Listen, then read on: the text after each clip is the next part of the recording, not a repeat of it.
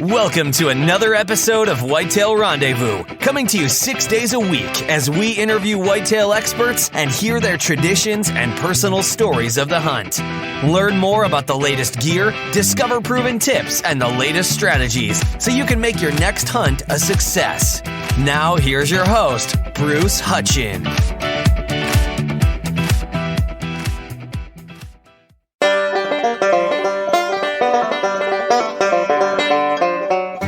Welcome to another episode of Whitetail Rendezvous. This is Bruce Hutcheon, and this is kind of fun, folks. I'm interviewing two guys that live within 5 miles of my house, my studio here in Colorado Springs, Colorado.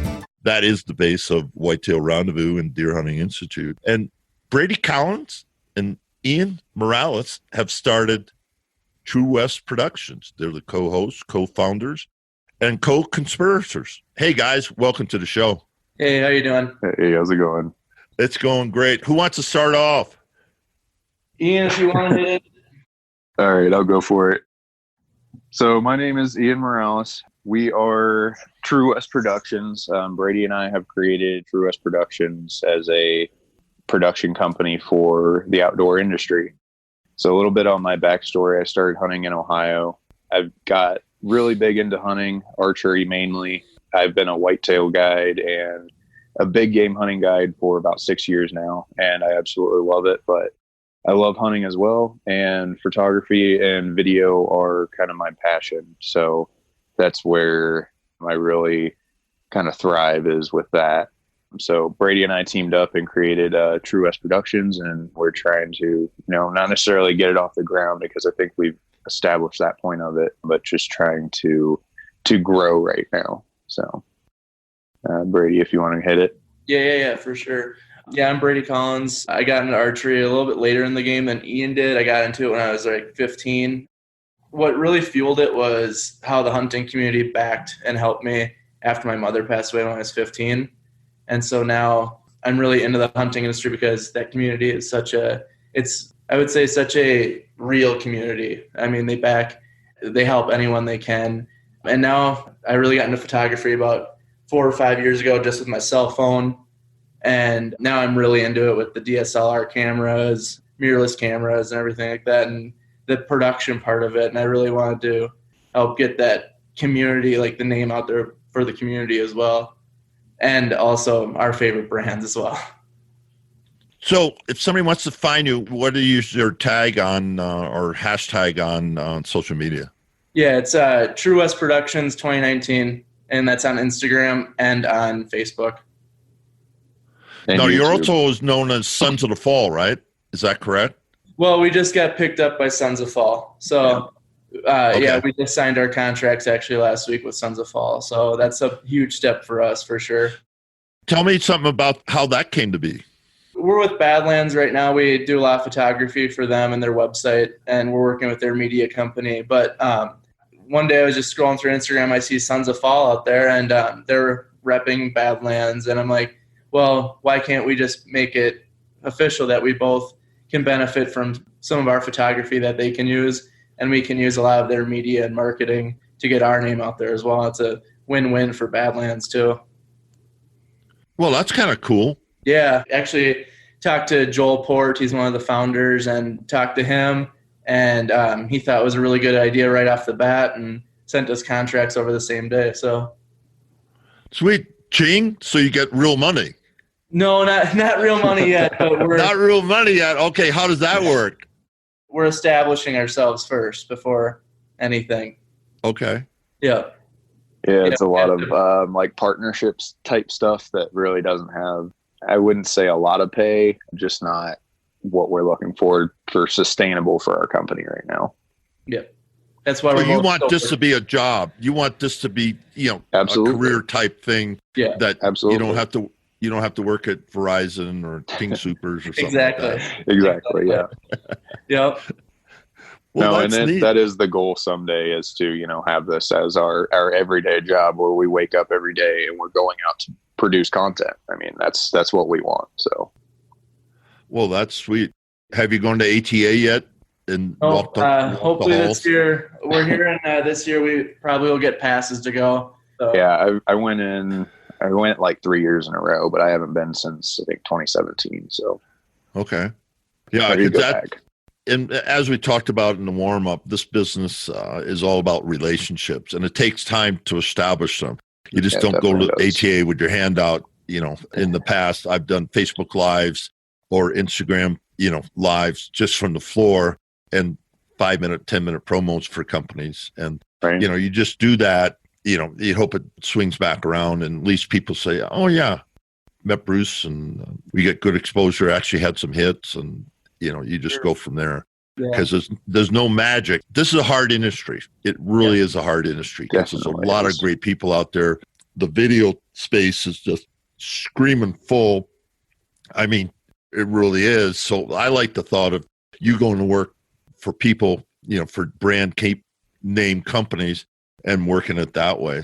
And then are you going to do any freelance if somebody wants to come in and say, hey, I need you to help me build my brand? Is that what you're thinking of doing? Yeah. So that's what we kind of built the company off of right away. We were going to start filming hunts for people that necessarily didn't want to buy the full production, but we offered a cheaper price because we're a new company. And that's kind of the building blocks of our company, was helping the everyday hunter get video footage of his dream hunt. And then we also have branched off to brand photography now, because obviously, I mean, people sometimes want their hunts videoed, but anymore, everybody just seems to want to do it on their own. And I think we've really taken off with the brand and company media stuff. I think a lot of or at least the companies that we work with, are loving what we're doing, and the production that we've provided them, they're really loving it. So I think have you got a hold of Aaron Snyder yet up at Cafaro, up in Wheat Ridge? That's a funny story, but that's for off the air.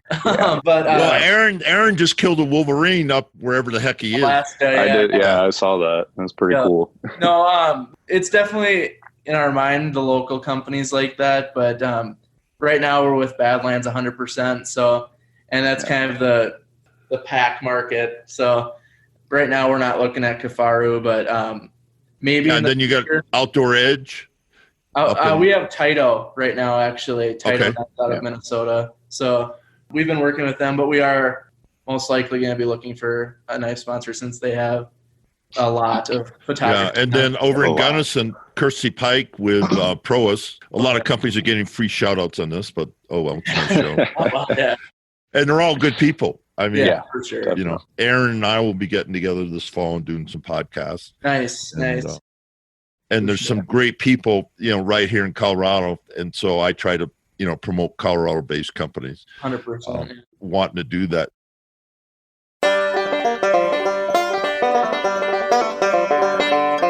Want to become a smarter deer hunter? Know when to hunt, where to hunt, how to hunt? Well, Deer Hunting Institute Part 1 was created to do exactly that.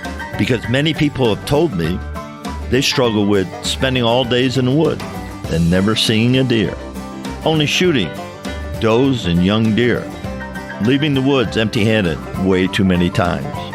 Found Mr. Wonderful, but just couldn't get on him, having difficult finding a place to hunt, recognizing possible mistakes you're making every year, having tried and failed to find qualified mentors who deliver results. If you had these frustrations or struggles, go to deerhuntinginstitute.com, and there you'll find a 13-module course to help you solve these problems. Again, go to deerhuntinginstitute.com and find some answers.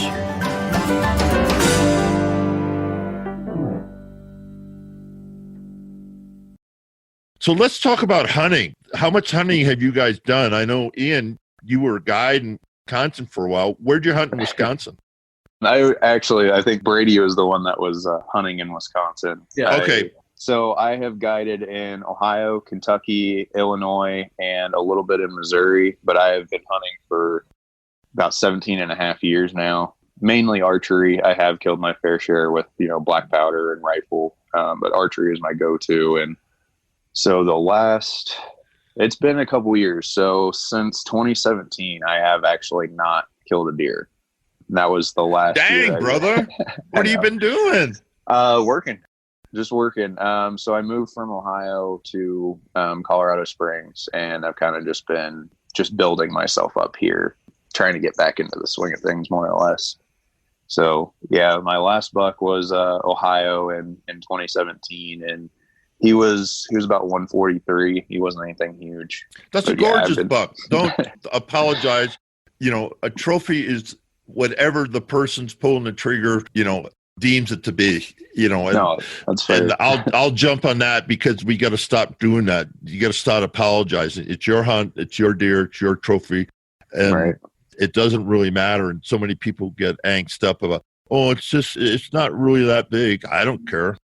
That deer behind me, I killed it in Iowa. I blew an Iowa tag. And I blew an Iowa tag because of his brow tine.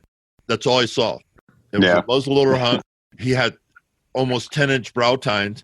And I said, "You're going to die, sucker." Hey, I would have done the same thing. Yeah. And he's got a perfect frame, and, he's outside the ears. He's everything you want it to be, but Right. he's like a 2.5-year-old deer. And everybody kind of went, "You realize you just killed a Boone and Crockett buck?" And I said, "Yeah." 2 years from now, he would have been a Boone and Crockett buck. But he came out, the light was perfect. He was broadside, 150 yard muzzleloader, bam, I killed him. And I don't regret it, because, I've got a lot of trophies, but he's my favorite one, just symmetry and, just those brown ties that he got me. And that's my first muzzleloader kill, first one I shot. So, sure, that's awesome. That's awesome. Yeah. And so I just look at people and say, "Hey, it's my hunt, my money, my time." And Exactly. Shoot what you want, as long as it's legal. It's a 130-ish deer, but with my crossbow, I would have smoked him. I'd smoke him any place, anytime. For sure. Just a gorgeous deer. 100%. So sorry about that, Ian, but I think more and more people, and Sam Ayers is doing a great job about being positive, and we got to do more of that. Hunting is in the decline, period. And so we got to be our best friends. And you can have the Ford and Chevy discussions, and that's fun, but just keep it fun, and stay away from all this negativity. "Oh, you shouldn't have shot that little deer." Yeah, I should have. It's meat deer in the freezer. It's meat in the freezer. Exactly. I'm going elk hunting for the last 5 days, 7 days. I got a friend coming up from Wisconsin, and we're going to shoot cows. Basically, if it's brown, it's down. I mean, where we're hunting, it's legal. You can kill a bull. It's going to be 4 points or better, or a cow. I don't care. Right. Exactly. No, and even when we went out opening week, we were perfectly willing to shoot anything that was legal. We just wanted meat on the ground, honestly, and the experience. Yeah. Was that the first foray into the mountains of Colorado for you guys for archery hunting? As a team, I have done it a couple different times, but for Brady, I know that was a first for elk hunting, right? Exactly. Yeah, first one for me. Well, we'll have to team up next year, maybe. For sure. Yeah, for sure. Yeah. If you guys are nice and I keep sucking air. Yeah. So, Brady, what about you? Your hunting experience and how it all gets started? Your hunting tradition, I guess.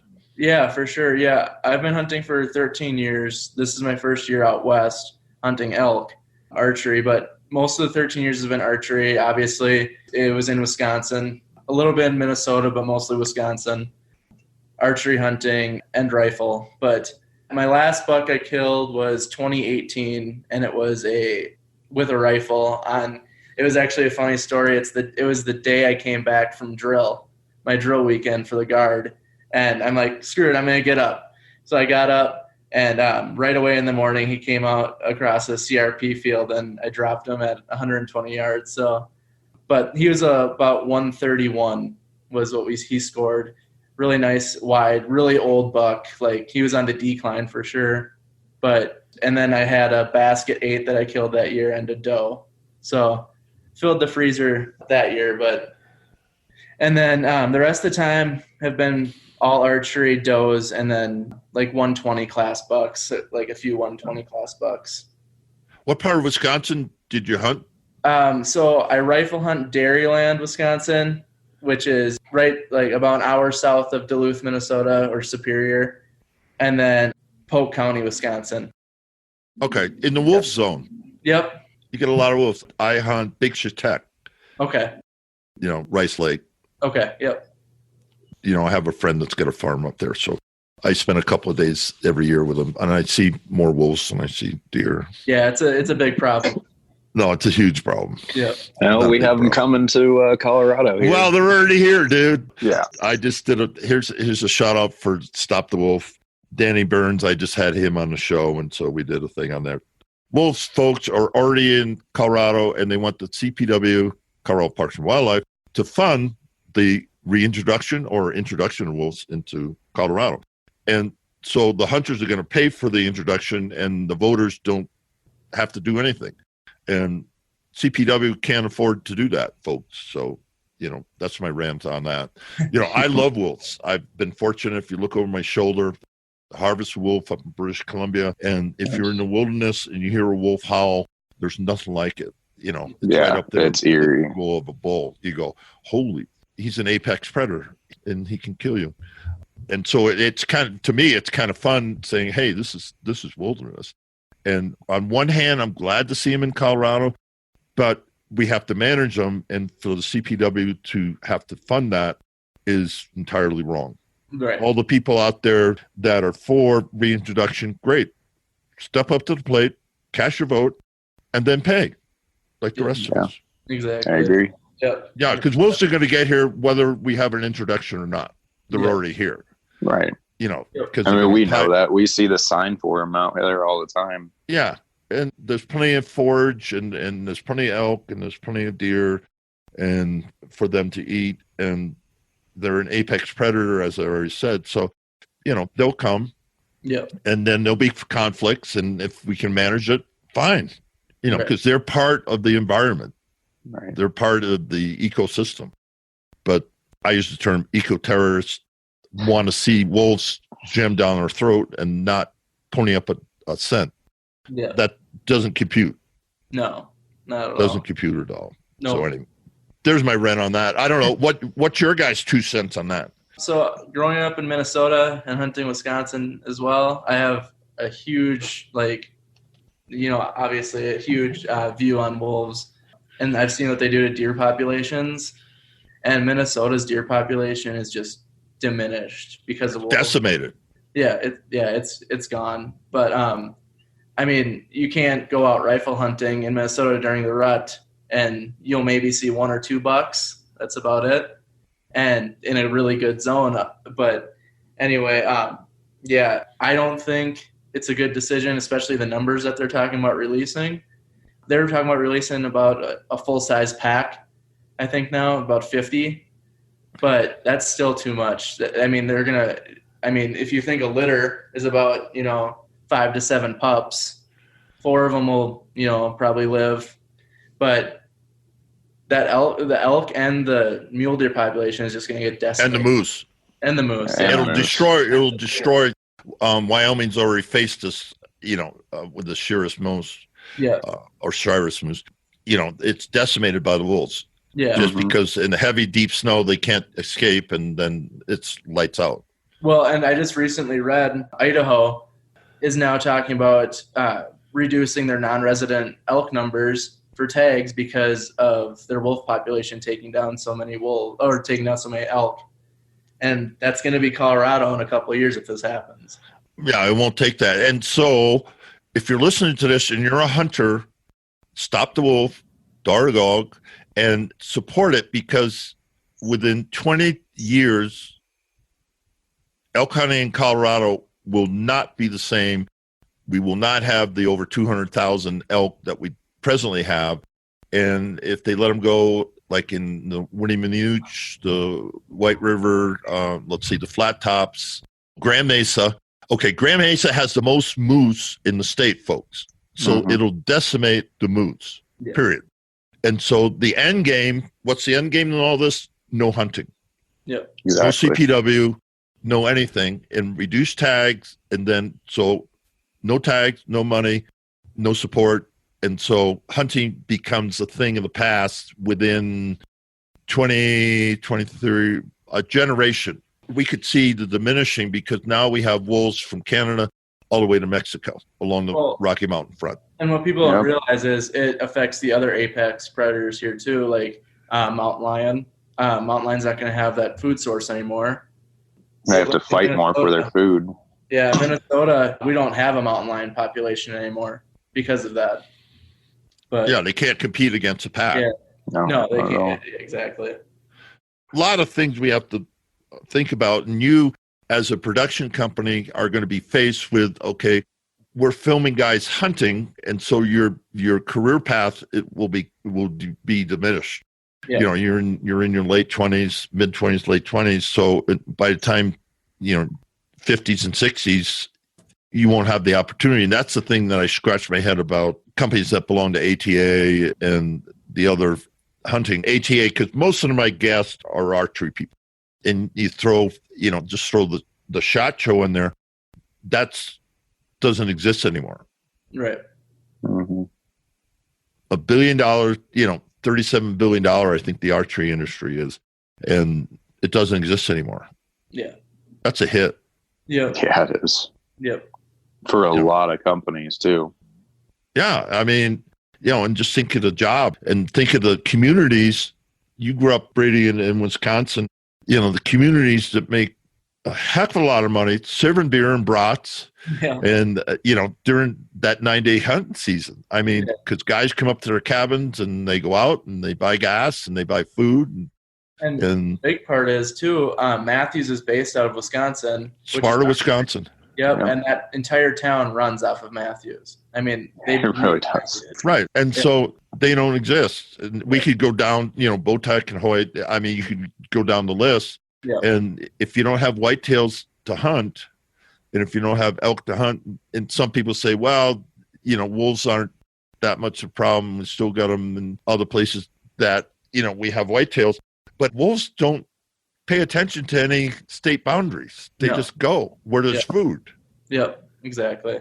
Yeah, they have no off switch. That's for sure. Yeah, so I guess we're getting a sense of where you guys are at in the conservation and the pros and cons of that. So when you go to somebody and say, we'd like to represent you, we'd like to do some work for you, like Badland, why are you guys connected with them? So basically, I mean, I wouldn't say that's the main reason, but I had a partnership with them for a few years, starting back in, I think it was 2015. And like I said, I kind of branched away from not necessarily hunting because I was still guiding every year, especially last year I was guiding here in Colorado. But Badlands, it's basically, I've just trusted it for years. I've been rocking Badlands backpacks for a long time, and I've just trusted them. I mean, for the whitetail woods, for guiding, for everything. And then like their bino harnesses and stuff like that. And then they came out with the Approach and the Approach FX camo, and I've just loved it. I mean, it's been some of the best camo I've ever had. And I've had, Gore-Tex and all these high-end brands out there, and I think Badlands has just been the best option for me. So I kind of showed Brady like the Badlands stuff when we first started this company, and he kind of fell in love with it too, and we just decided that was the company that we wanted to go with, not only for warranty but for quality and the gear that we're needing for what we do. So that's kind of why we went that route. And a good thing to touch on with them too is what really kind of made me really want to approach them is they're not the biggest company out there yet. So we could grow with them and really because what we noticed too is that their media wasn't quite up to par with the bigger brands. And so we approached them saying, we can really blow you guys up with media, get you the super high quality content. And we could benefit by obviously being associated with Badlands, but you could benefit from it by having that pro grade content. That's cool. Yeah. Now, where is Badlands out of? Utah, West Jordan, Utah. West Jordan. Okay, so they're the Wasatch Front. Yep. And then, who's the main guy over there? Marketing wise. Blake Van Tussenbrook. Okay. Yeah. And you just go to badlands.com and go from there. Yep, badlandspacks.com. Yeah, Badlands Packs. And they're also obviously on all social media and stuff like that too. And you can see some of our content on their social media. And I don't know if they've redone their website yet, but once they redo their actual product website, you'll see a lot of our stuff on there as well. Yeah.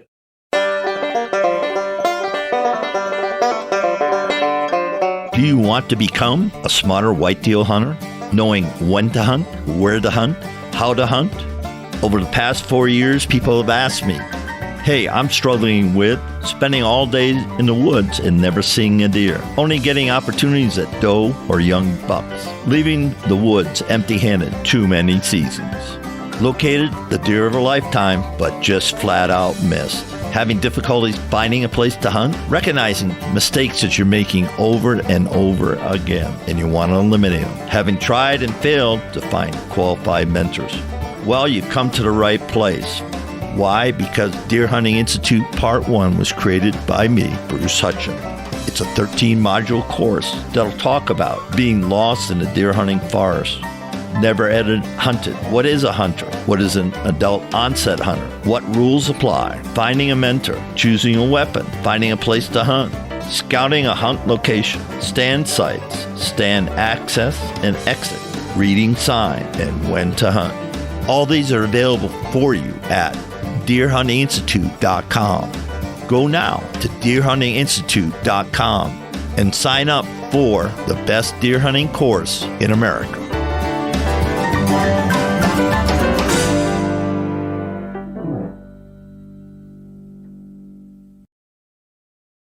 Let's switch it up because I get thousands of listeners going, oh man, they're salivating. There's a couple of guys that are doing exactly what I want to do. Right. And folks, we kind of touched upon this a little bit earlier, but this is a hard industry. It takes a long time. And if you look at the Mossy Oaks and the Bill Jordans of the world with Realtree, and, I just think of Bill Winke that just got purchased by Realtree and, Midwest Whitetail, and my good friend Josh Honeycutt tied into that very heavily with Realtree. But when you think about a guy like Bill Winke, here he is in Iowa, and he's got a dream, he's got a goal. And I had Bill on the show in my first 50 guests, and I said, how'd you do this? And he said, it was hard. And he got his payday like 20 years later. Yeah. Yeah. He made a good living, after the first couple of years, because it was slim potatoes. He was working, he told me, and people, you can go back in and just Bill Winke, Midwest Whitetails at Whitetail Rendezvous, and listen to the show. And he'll tell you exactly how hard it was for he and his wife, and working 3 jobs and doing everything he could to live his dream. And, he was at the time that the whole industry was just ascending. So he was maybe at the best time to do it. Yeah. Now, because of technology, filming has gone to handheld. I mean, even I could film my hunts if I wanted to. Yeah. I'm not saying really good, but I could, I could do it. I choose not to. I have one video of the wolf behind me, handheld, in British Columbia. Lasts about a minute and a half. Yeah.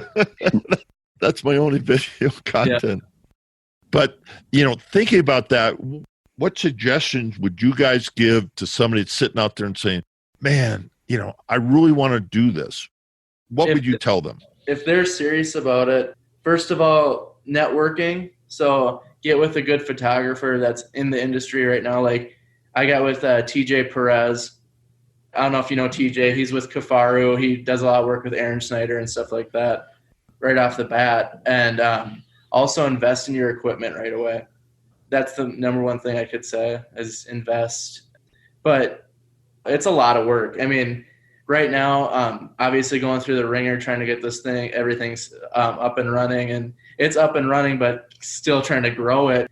I mean, I work 40 hours a week, and then I put another 40 into this business out after work and during work too. So, I mean, I'm on my phone posting on social media at work, and then I come home and I edit photos, put up new content, and it's a lot of work. I mean, I'm definitely tired, but I'm still obviously hungry to grow the business a lot more. We got a lot of work to do, and this is only the building stages. And, I'm kind of the same way. Like always on social media, always checking social media at work, and posting pictures and editing, and actually learning something new this week. So I downloaded some new software for those pictures you guys have been seeing on social media. It's like a still picture, but it has motion in it. So I've been working a lot on that this week, and that's the last right week on my iPhone. It's called Live. No, it's not live. It's HD. Yeah, it's HD where it has like 5 seconds of actual motion. Yeah. But I think that's like the whole picture, where with this one, it's like, so you have your subject in the photo, then you also have like the background itself is moving. So the subject is still, but you can do it with with water, with the sky. You can even, change it up to where the background is still and then the subject is moving. So that's pretty sexy. Cool. Like a boomerang, almost like a boomerang. Yeah. An extended boomerang. Like yeah. See, the old guy knows some stuff. I think that's funny. Actually, I really do. I think it's funny. So, we got technology. Okay, so you got to, be willing to put in the time. Yeah. Get good equipment.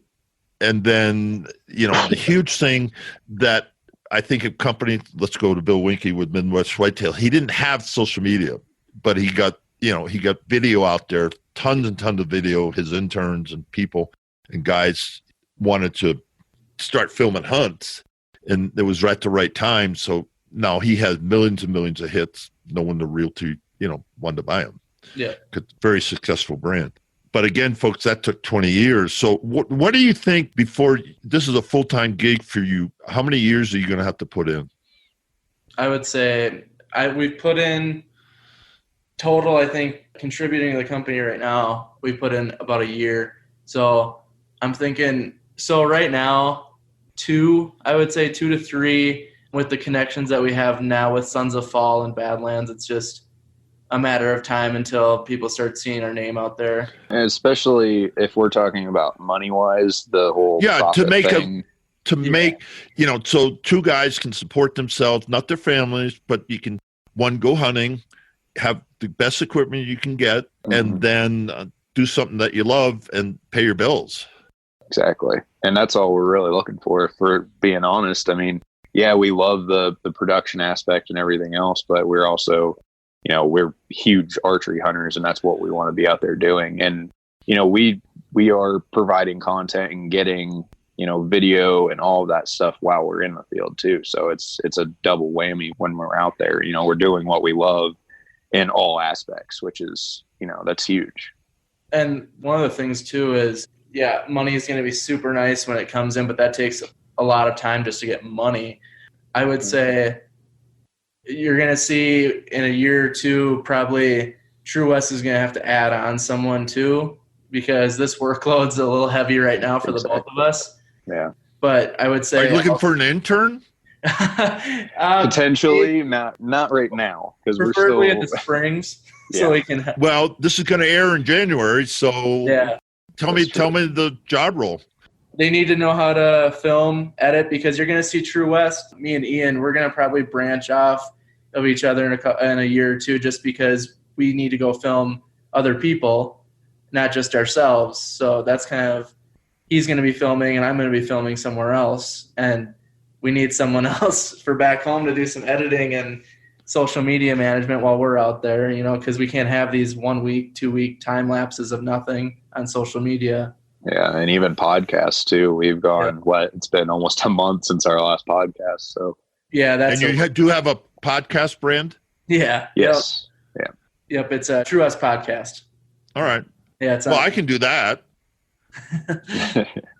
That part's easy. No, it's not. No. Not the editing, but at least just, recording it. No, folks, here's from a guy that's got over 600 episodes done, and it used to take me 5 hours to edit. Yep.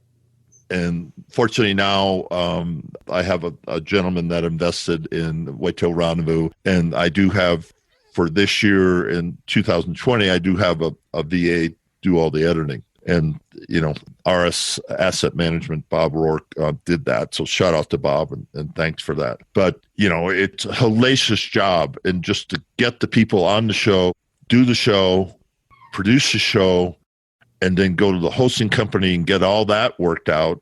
It's a lot of work. Yeah, it really is. And finding, like guests for the show too. Just keep good guests. Relevant. Yeah, they got to be interesting. Exactly. Yep, I've run a podcast for probably a year now. Not our podcast. I ran my own page before True West Productions, and that's what kind of molded into True West. But no, I ran a podcast for them, and it's very difficult finding good guests to talk to on there. Yeah. Am I hearing a cow call in the background? No, that's my dog. He's a husky, so he's a little. Is he mewing? He's crying because he's whining. Yeah. Let him in. Let him in. Hey, elk season's winding down. Are you guys going to go back out? We're trying to link up the days so we can get a couple more days out there. Because I'm done. Yeah, Brady is done for archery for this year, and I still have, a week and a half left until the 29th. It ends the 29th. I start hunting Sunday. I'll be in elk camp. I'll be hunting Sunday night, and if everything goes right, those are the curse words. I should be able to get my friend, on a bull, within 3 days. Yeah. Yeah, we're just working. Starting new jobs it's really hard to get days off for it and link them together. So right. Yeah. And that's our hardest thing right now. It's a lot easier hunting elk tag team, just hint. And for the best information, Corey Jacobson, Elk 101. If you like to hunt elk, you need to go and buy Corey's. Here's a free shout out, Corey. Buy his course, and he and Randy Newberg have got it going over there. So, they're probably the best guys right now to, get up to speed hunting. And I know East Meets West podcast, Bo was on Matonic. Bo, he's in Idaho, just dumped the bull a couple of days ago. He's an awesome guy. If you guys haven't been on his show, you need to reach out to him and get on his show. Yeah, for sure. Yeah, because he's an awesome kid, but he knows a lot about helping people that don't think they can hunt the West to hunt. And I know who he is too. Yeah, he's an amazing young man. It's just incredible. Corey is a huge role model for me. Same with Brian Call. I really like Brian. Oh, who's the other guy that I've reached out to before? Oh, Donnie. Yep. Donnie. Who? Donnie Drake. I don't know Donnie. Okay. Brian Cole's responded. He and I have talked back and forth and stuff. And Aaron Snyder, I'm a big Aaron Snyder fan because he's so hardcore. Oh, Ryan Lampers too. I don't know if you've him on yet. He is awesome. Ryan Lampers is great. He's out of Idaho. Is he? Yeah. He's an incredible hunter. Well, that's good. So investment of time, investment of money, then you've got to develop your contacts through relationship. And don't, the best way to do it that I know is on social media and then meeting people face to face at trade shows and, showing them your work, and as you've done with Badlands and now. Yeah, you can't be shy in the hunting industry. That's what I've learned. You got to reach out. You're not going to grow your page just by people looking at it. You got to reach out to those guys that have made it, and you have to reach out to them because they can help promote you if they see something in you. Right. Sorry we've lost Ian, folks, and we can't do anything about that. Yeah, he's texting me saying his Wi-Fi isn't working. All right. Yeah. But yeah. So Brady, here we are. You got True West Productions, and you're hunting. Why'd you come to Colorado? So I lived in Minnesota all my life. Colorado has always been the place for me. Just the hunting. It's the hunting. North America's hunting mecca, it seems like. I mean, you have everything here. You have whitetail, you have mule deer, you have elk, but you've also got mountains, which I've always been attracted to going to the mountains. It's just always been a dream of mine to live out in a state that has the mountains, the animals that I can hunt and just basically have free reign over because of all the public land here too. But it just made sense for me and my fiance to move here. We wanted a fresh start, a change from. We were correctional officers back in Minnesota in a really rough prison environment. And I don't know if you watch the news that much, but we had an officer that got murdered a year and a half ago now. So Were you at Stillwater? yeah, yep, How'd I know? yep, exactly. National news. But Wow. yeah, so it was a very hostile environment that we just wanted a fresh start from. So Colorado seemed like the perfect place. Now we have a Supermax here. Have you gone down there and talked to them about working there? No, I don't want any interest. I don't have any interest in corrections. I've had my fair share of it for sure. Yeah, that's a discussion for another time when we're sitting around having a beer or something. But just to me, I always looked at that, the inmates get out, but the people who work there are in for life. Yep, exactly. Yeah, it's definitely a harsh environment. I mean, if people say you can't get PTSD from working in a correctional facility, they're dead wrong, No, it's definitely, I don't know, I found kind of a peaceful environment in Colorado, doing photography, working a fairly easy job, not as hostile. Well, yeah. I mean, life is hard enough. I mean, It really is. And hunting, if you let it be, can be super stressful. Yeah. How do you handle that? When you got deadlines and you're doing production and everything, and you got to perform. Yeah. So that's what I'm dealing with actually today on my 2 days off that I have from regular work, is I still work full time doing this production. So I'm actually, after I'm done talking to you, going out, filming a little simple get ready video for elk hunting that Badlands and hopefully Sons of Fall uses this year. Well, you can come to my garage. I got 10 bins ready to go. Yeah. I've been stuffing bins for a couple of days because my buddy, he has absolutely no clue. Because when you whitetail hunt, you put your stuff in your bins and you hang it out. Sure. You put it on and you walk, drive. I mean, we can hunt right outside the bunkhouse if we want to, or we can take the 4-wheeler, or we can take the truck, or you go to your stand, you sit, you maybe walk a couple hundred yards at most. Right. Yeah. And maybe further, in Wisconsin, but, if you're Dan Infelt, then you're into the swamps. And yeah. Oh, meeting deadlines, though, I would say you need to sacrifice a lot of time, your free time. So I haven't had a weekend in I don't know how long, but no, a lot of your free time, and even with work, I've asked for extra days off. So I have to work extra hours at work to get my extra days off that I can put towards this business. So it's definitely a time sacrifice, but when it comes to be crunch time, you got to hit those deadlines or else they're not going to look at you seriously at all. All right, I'm back. All right. Hey, Ian's back. Ian Morales is back. And Ian, we've been talking about the stresses of, of production and deadlines as one part of, it looks like fun and you're out in the wilderness, but if you're working for a company, they expect X and you got to produce it. So how do you handle the stress of what you're trying to do? I mean, it definitely is very stressful. And I would say, my de-stress is actually being out in the wilderness, out in the mountains and getting the content and everything that we do.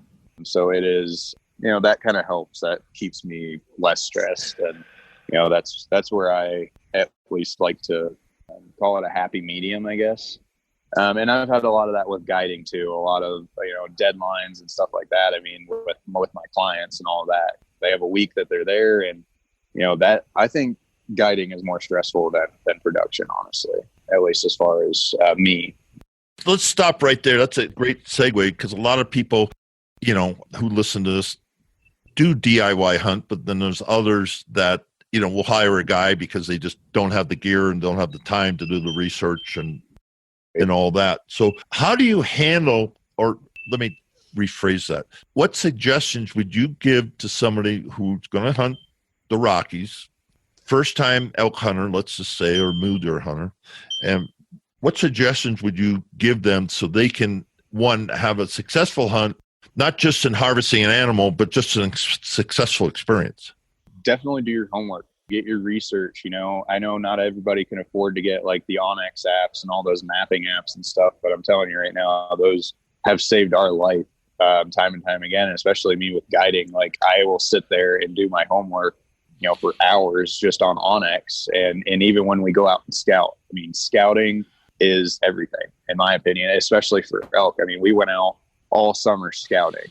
And I feel like if we wouldn't have, we would have been, just walking in blind, and it would have been a challenge. And I know a lot of guys that do over the counter and DIY all across the West. That's what they do. They don't have time to come scout. They don't have time to, do this and that. And they just kind of walk in blind. But absolutely do your homework, scout if you can. And even scouting doesn't have to be physical in person. Like I said, you can take these mapping apps. You can even use Google Maps if you want, and you can see the terrain on the, the satellite and the hybrid and all that. But definitely intel. I mean, do your homework, do your research, find out the best units to go to, and, at least for success rates for what you're doing, whether it's archery or rifle or whatever. But, definitely scouting and all that. Pinpoint a unit.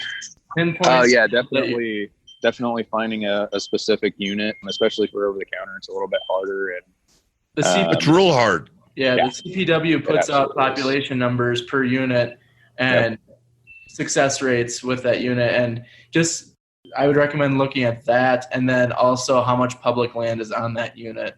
Especially depending on the state that you're hunting too. Yeah.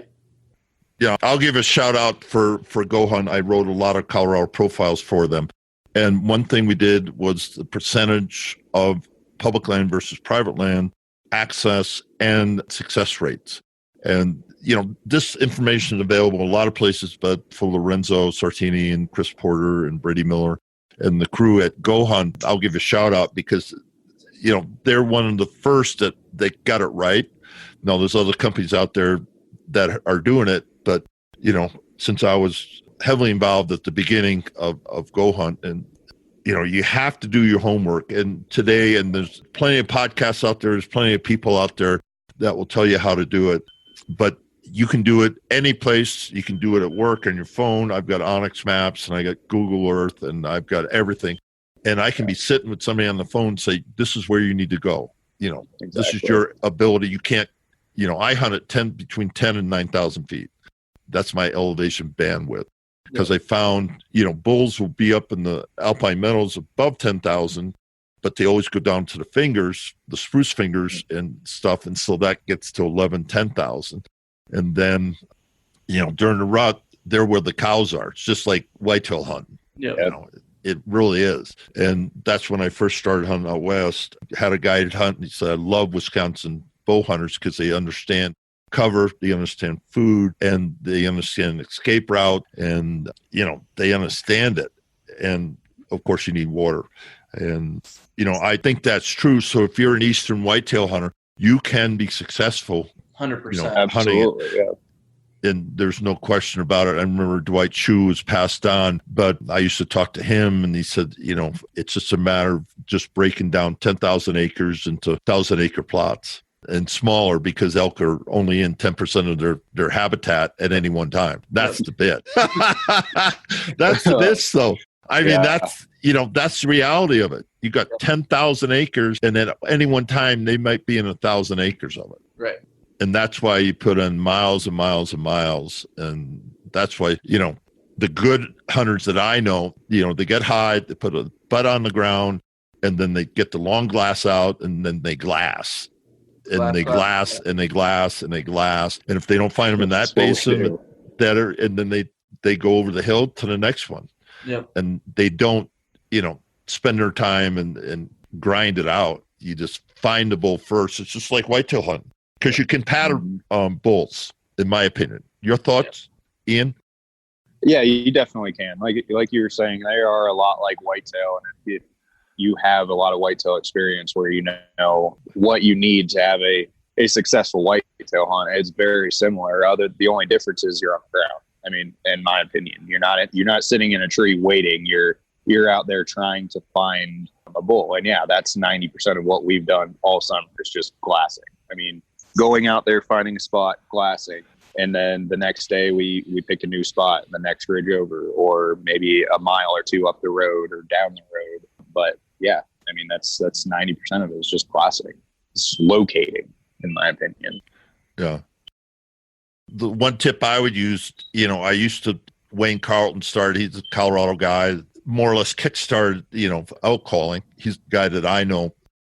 that really started off with turkey calls, and then figured out you could make a kiki run into a whistle and a bugle, and that's what he did. And Wayne's had a great career doing that. But the whole thing was location. So he'd stand on the top of the ridge and then blow down in these hellacious canyons. And if he didn't hear anything, he wouldn't go into the canyon. Well, some people will go into the canyon and say, "Oh, that looks good." Don't do that to yourself. Yeah. That's just stupidity of my thing. Plus, I can't do it anymore. But, when you're 20-something, 30-something, oh, yeah, charge the mountains, and the mountains will kick your butt every time. Yeah. Just scouting, I went through a pair of boots, a brand new pair of boots I went through during scouting. We both went through a pair of boots just scouting. And even opening week, we put about, 60, 70 miles on our boots, just, glassing and scouting. And it was tough. It's not easy out there.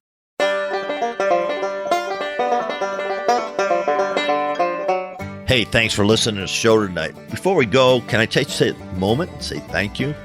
Listen, as we started the Whitetail Rendezvous podcast journey, we had no idea what to expect. But after 4 years, we received a ton of feedback from our over 400,000 listeners and climbing to 500,000. Speaking of which, we are now closing in on over 600 featured guests. Thank you. And a quick shout out to all those who have left an iTunes review and your feedback. I get those and really appreciate it. And it's awesome to see what you have to say, and we do read every single one of them. And I just want you to know that I am incredibly grateful for your kind words regarding the show. And all of the ratings and reviews help us attract more listeners. And if you're one of those new listeners, welcome. Great to have you. By the way, if you haven't taken the time to rate and review our show and like the Hunting on Private Land strategy on how to get permission to hunt a private property, go to whitetailrendezvous.com as a special gift for just rating and reviewing our show. When you get there, look for the start button to get the details. Listen, I'll share you the top technique from some of the top hunters in the country on how do they get permission to hunt on private land. I'll share with you the exact techniques they use to get permission. As my way of saying thanks for rating and reviewing the show on iTunes. So join us next time. And remember, we're all on this journey together, learning, sharing, and becoming 365 hunters.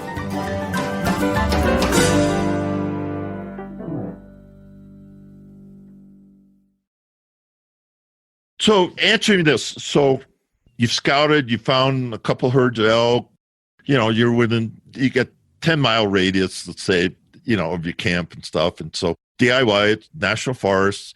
And so everything looks good. Then all of a sudden you come in and you got 5 campsites picked out and all of them are full. What do you do then? Keep looking. Yeah, plan B. So keep looking. We normally have 4 sectors that we selected in our unit. One is we know no one will be back there because they can't get back there with their vehicles. Another is a pretty popular one that we went to our first day. And then the other one is super high country, low density elk, but really high country. Not many people want to hunt in because it's all burned. There are elk there for sure. It's just they're very few and far between, which is why no one else goes there. And when we were there, we were the only 2 hunters out there. Yeah, but no, a plan B, plan C, plan D, even a plan E if you need it. But because Colorado is ruthless with the hunters out here. I mean, and not even hunters. You got to think on this public land that's out there. They have ATV trails everywhere. They have big lakes for fishing, and all these people that go out there and hike and everything in between.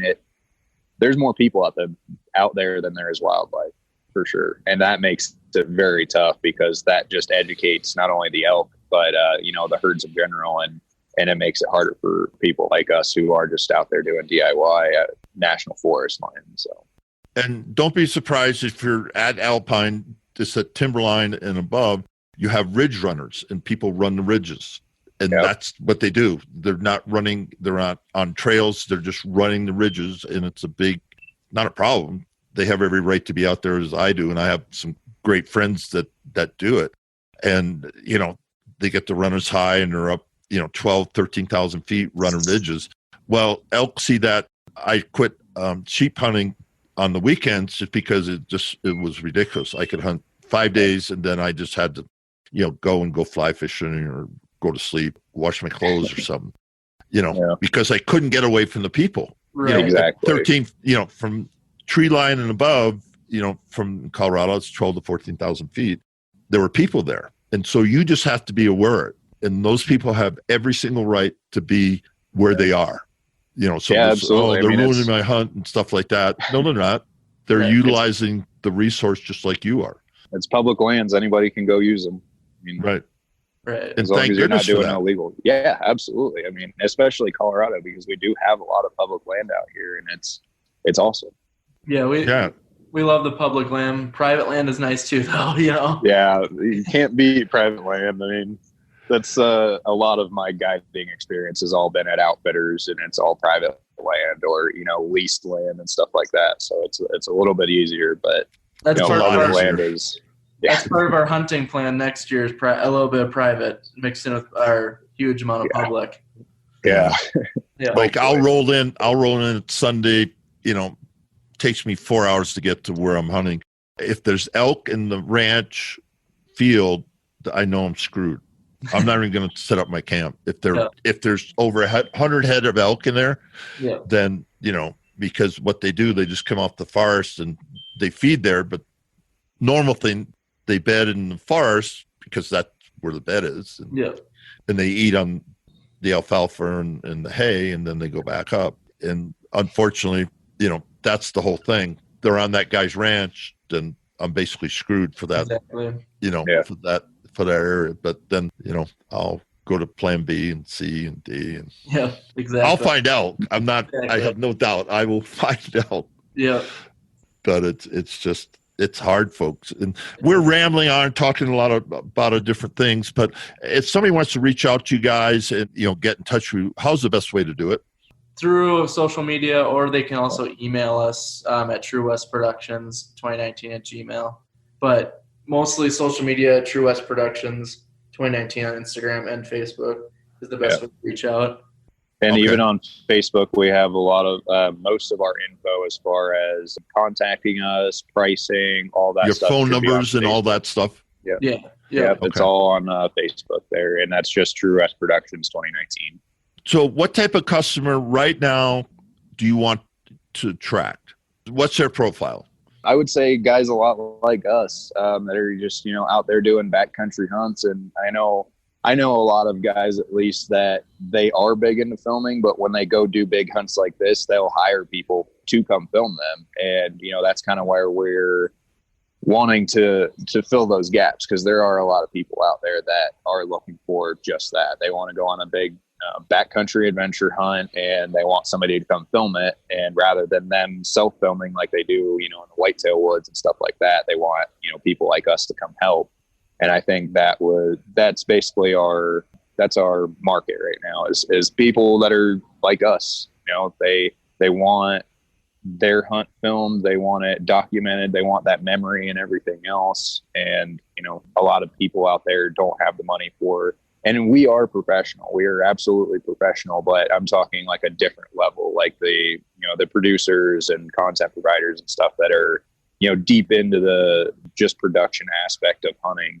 They're all on the Outdoor Channel and stuff like that. I mean, that's going to cost you some money, but with us, like, we are newer, we are a little bit cheaper than, everywhere else because of that, but we are very professional and we know what we're doing.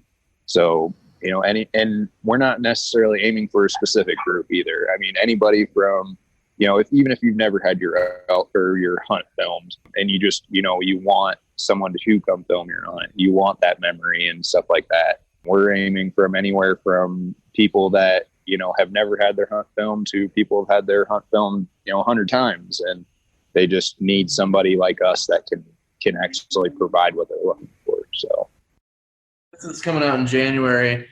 We're not afraid of the snow. We're both from the Midwest, and I'm from Minnesota. He's from Ohio. We get a lot of snow. We're not afraid to film some mountain lion hunts either or anything like that. So predator hunting. Yeah, predator hunting. Any predator hunting, honestly, yeah. Yeah, we'll film any hunting, anything. Turkey. I've done a lot of turkey footage and stuff like that too. So Yeah. Now, how about companies? What can you do? I know you're working with Badlands, Something to Fall Now.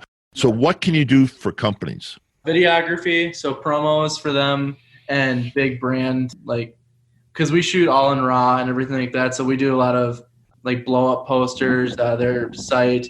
Also, if they need a social media page ran, we're both very fluent in social media, but that's kind of a start for us is the social media right now. We're just starting that. So, but I would say pictures, brand photography for them. So their product photography in field though, not studio, in field. And we can do studio as well if that's what they want. But yeah, a lot of the companies out there are aiming for more like in field, actually hunting type, video and photo work. So, yeah, but yeah, any type of multimedia marketing or anything that big companies could want, we can do it. I mean, anything as far as social media to, actual production shoots and stuff like that. And we've done everything in between and both of those things as well. So we're very fluent and professional in those aspects. And that's why Badlands is loving us and what we're doing and providing for them, is because we are very professional and we take the time to not only get with the company that we're working for as far as getting shot lists and what they're specifically looking for